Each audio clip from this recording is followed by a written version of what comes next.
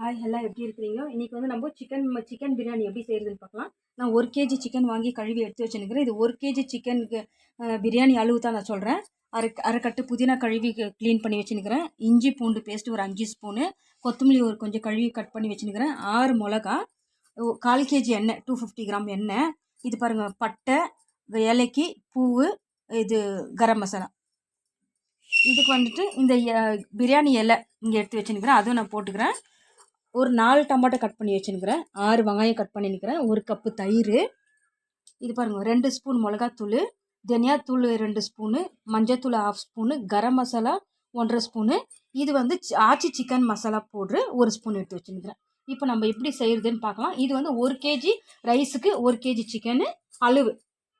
நான் கரெக்டாக அளவு பார்த்து எல்லாம் ரெடி பண்ணி வச்சுருக்கிறேன். நீங்கள் வீட்டில் செய்கிறதுனால இதே அளவு பார்த்து பண்ணிங்கன்னா உங்களுக்கு பிரியாணி நல்லா வரும். பாருங்கள், இப்போ பிரியாணி நம்ம எப்படி தாளிக்கிறதுன்னு பார்க்கலாம். அங்கே வச்ச கரம் மசாலா, பட்டை, பூ இதெல்லாம் போட்டு நான் எண்ணெய் காஞ்சிட்டுக்குது இதில் போட்டுக்கிறேன். அது ஆகிட்ட பிறகு கட் பண்ணி வச்ச வெங்காயத்தையும் நான் இதில் போட்டுக்கிறேன். அந்த 6 வெங்காயத்தை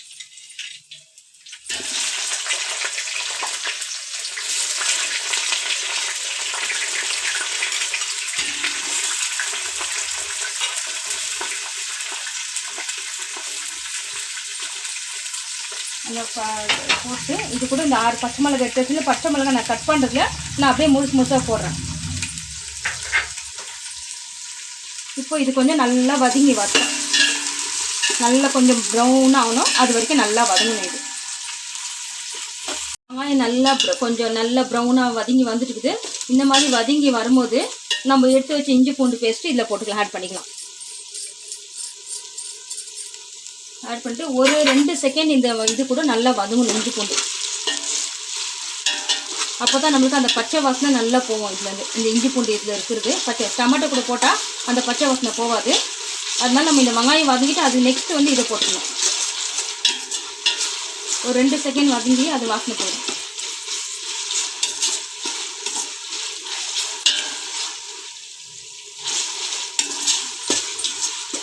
இப்போ வந்து நம்ம எடுத்து வச்சு டமாட்டோ சேர்த்துக்கலாம்.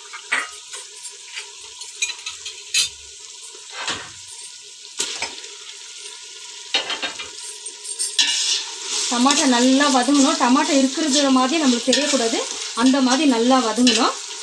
அது கூட நான் எடுத்து வச்ச இது புதினா, கொத்தமல்லி போட்டுக்கிறேன், ஆட் பண்ணிக்கிறேன். உங்களுக்கு புதினா வேணான்னு சொன்னால் கூட நீங்கள் ஸ்கிப் பண்ணிடலாம்.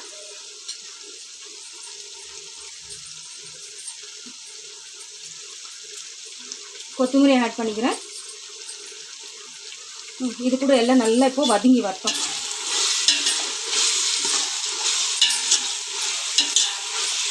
தக்காளி, புதினா, கொத்தமல்லி இதெல்லாம் நல்லா பாதிக்கு வதங்கி வந்துட்டுக்குது. இந்த பாதி வதங்கி வரும்போது நம்ம சிக்கன் கழுவி வச்சுக்கலாம், அந்த சிக்கன் ஆட் பண்ணிக்கணும்.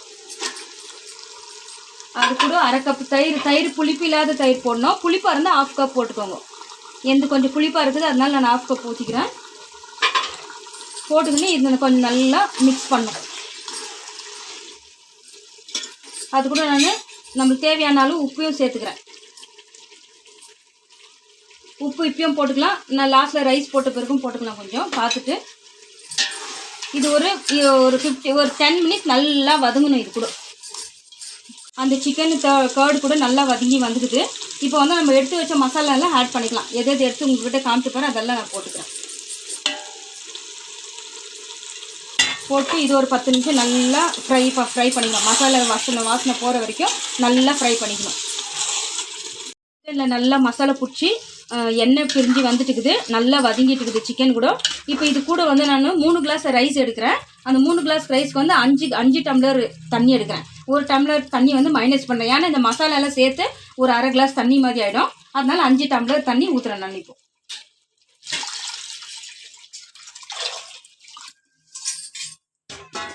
தண்ணி வந்து நல்லா கொதிக்கணும். கொதிக்கிற வரைக்கும் விட்டுட்டு அதுக்கப்புறம் நம்ம ரைஸ் ஆட் பண்ணிக்கலாம். நான் பாருங்கள், 3 கிளாஸ் ரைஸ்க்கு வந்து 5 கிளாஸ் தண்ணி ஊற்றிக்கிறேன். ஆல்ரெடி மசாலா எல்லாம் சேர்த்து ஒரு 1/2 கிளாஸ் தண்ணி இருக்கும். அதனால நீங்கள் எப்போவுமே தண்ணி கொஞ்சம் கம்மியாக ஊற்றுங்க, அப்போ தான் ரைஸ் வந்து நல்லா உதிராக வரும். நல்லா தண்ணி கொதிச்சு நல்லா வந்துச்சு, ஸ்மெல்லெல்லாம் போயிடுச்சு. இப்போ நான் கழுவி ஊற வச்ச ரைஸை வந்து இதில் போட்டுடுறேன்.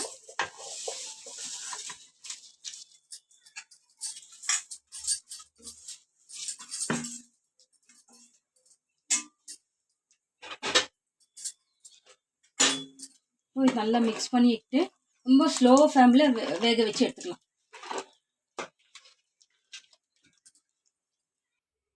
இப்போ ரைஸ் எல்லாம் போட்டாச்சு. இப்போ ஒரு 10 நிமிஷம் வேக வைக்க போகிறோம். அதனால பிளேட் போட்டு மூடி க்ளோஸ் பண்ணிடுறேன். இது பாருங்க, நல்லா பூ மாதிரி ஆயிட்டுக்குது பிரியாணி. இது நான் முஸ்லீம்ஸ்காரி பிரியாணி பண்ணிக்கிறேன், அதனால தான் புதினா கொத்தமல்லி எல்லாம் ஜாஸ்தி போட்டேன். இது வந்து ஸ்டீல் பாத்திரத்தில் வச்சதுனால அடி பிடிக்கிற மாதிரி இருந்துச்சு. அதனால கீழே ஒரு தவா வச்சுட்டு அது மேலே ஸ்லோ ஃப்ளேம் வச்சு நான் இது பண்ணிக்கிறேன். அடி பிடிக்கிற மாதிரி இருந்தால் நீங்கள் அந்த மாதிரி பண்ணணும்.